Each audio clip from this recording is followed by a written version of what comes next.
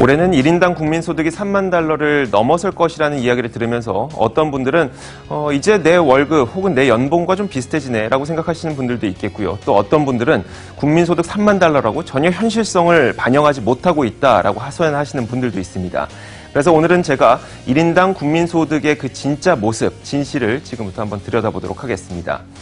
자, 먼저 1인당 국민소득 3만 달러가 현실을 전혀 반영하지 못하고 있다는 하소연이 나오는 이유는 이겁니다. 1인당 국민소득이 3만 달러라면 한 사람이 3만 달러를 번다. 만약에 4인 가족 기준으로 봤을 때는 4를 곱해서 그러면 4인 가족은 12만 달러를 벌어야 된다는 얘기거든요. 12만 달러를 우리 돈으로 환산을 해보면 약 1억 3천만 원 정도가 나옵니다. 4인 가구가 1억 3천만 원을 1년에 번다. 물론 가능은 하겠지만 우리가 흔히 볼 수 있는 일은 아니죠. 고소득 계층에서 주로 나타나는 현상입니다. 그러다 보니까 국민소득이라는 것이 전혀 국민들의 주머니 사정을 반영하고 있지 못하다라는 하소연이 나올 수밖에 없는 거겠죠. 자, 그렇다면 1인당 국민소득은 왜 이렇게 높게 나오는 것일까요? 사실 이 국민소득에는요, 기업이 번 돈과 그리고 정부가 번 돈이 모두 다 포함이 되어 있기 때문에 그렇습니다.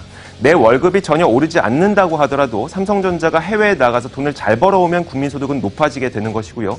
정부가 만약에 세금을 많이 걷는다라고 하면 정부 소득은 물론 높아지겠지만 국민들의 주머니 사정은 나빠지겠죠. 그럼에도 불구하고 정부 소득이 높아지기 때문에 국민소득은 올라갈 수가 있는 겁니다.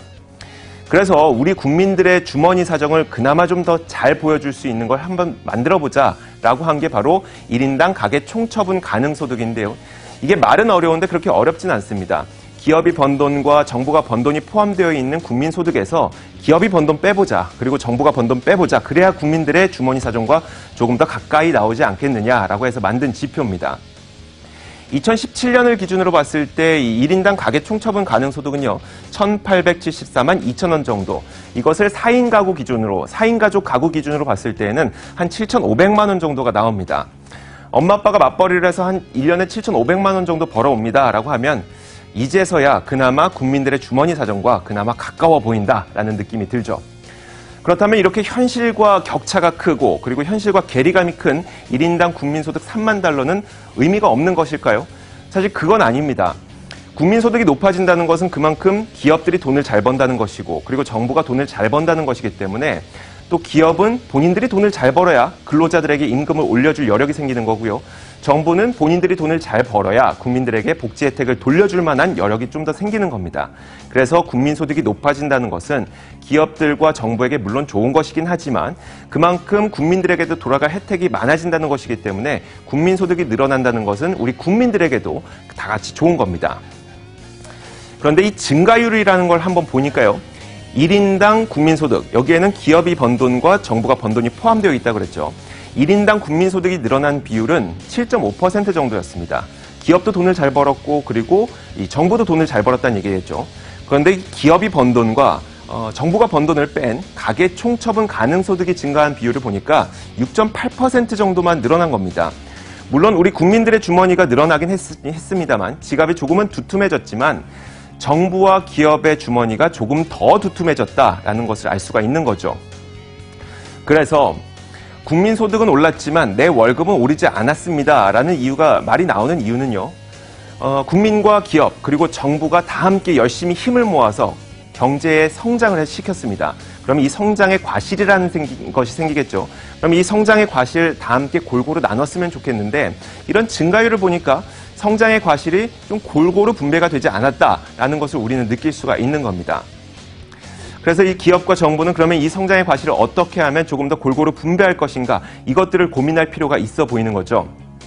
그래서 우리가 국민소득이라는 것을 볼 때에는 이것을 핵심으로 짚어야 됩니다.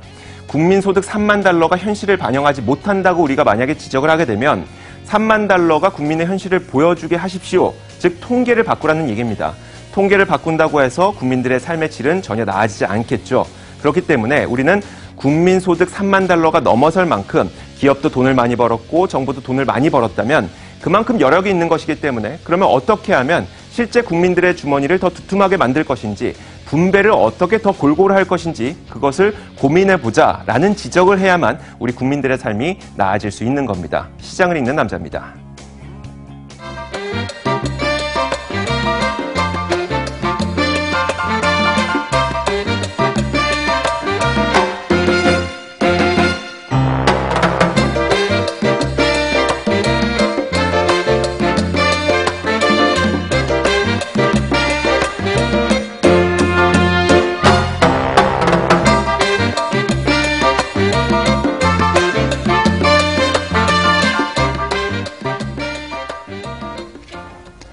예, 저희가 준비한 소식도 여기까지입니다. 아무래도 변동성이 심한 시장 계속 이어지면서 참 녹록지 않은 하루하루 보내고 계실 것 같은데요. 그래도 이제 목요일도 다 가면 내일 기분 좋은 금요일입니다. 기분 좋은 금요일에 또 어떤 핫한 이슈가 있을지 함께 기대를 하면서 저희들은 내일 이 시간에 다시 찾아뵙도록 하겠습니다.